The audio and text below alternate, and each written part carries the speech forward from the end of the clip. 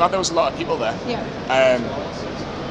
I think for me, he needed to do something, and it was a good time. You know, we did it against Liverpool a few years ago, and no one really took interest. I think there's enough people now to say, look, enough's enough. He's not interested. We don't want him here. We need to do something about it. And I think it was the right thing. I would do it against Chelsea in a couple of weeks as well. You know, the Sky cameras will be back there in a couple of weeks.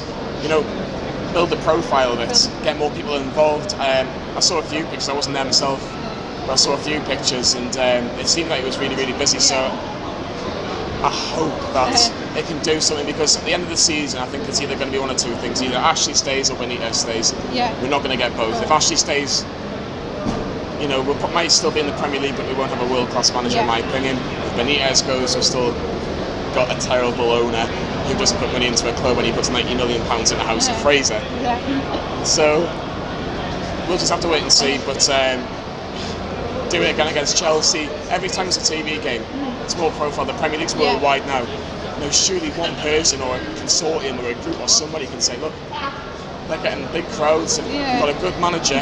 You know, they've got half-decent players, not great players, but if we can build on it, why not? I think Ashley is to blame, and until you sort it out, then that's gonna be the problem. At the moment, I think, At the moment, I think our main concern should be supporting the team, and that's what we should always do. Always support the team, and as you say, support the team, not the regime. And until that change happens, then you're going to get the same transfer windows, the same players coming in, and the same stories in the media. Last question: were you at the protest earlier? I went, but it wasn't really much of a protest. It was a bit timid, to be honest. I thought if we're gonna support the team and everything, what we did last year was so much better than the protest today.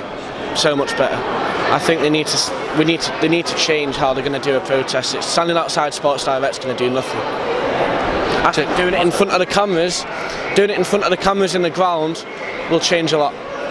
That's the best way forward. Reckon us our week, but do as many as we can. You know what I mean? Get the cockney tool. I wouldn't spend more.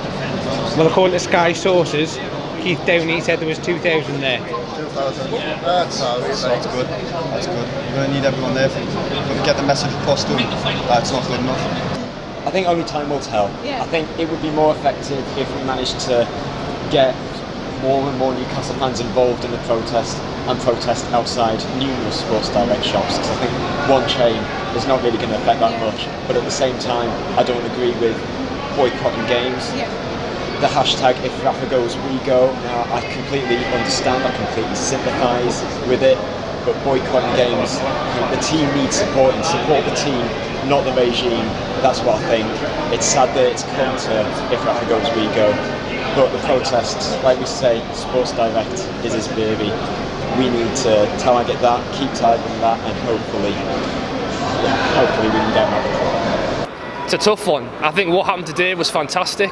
Outside of Sports Direct, I couldn't make it myself, but I've already seen videos, photos. I've talked to some of the lads who did go down there, and it's just getting our voice out there and let it be known what we feel.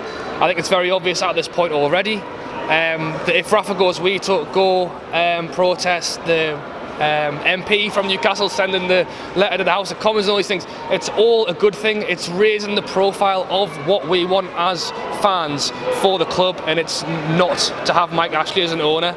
At the end of the day, Ashley seems to enjoy being this villain, so looking at it as a whole, if we keep going, is it gonna make a difference?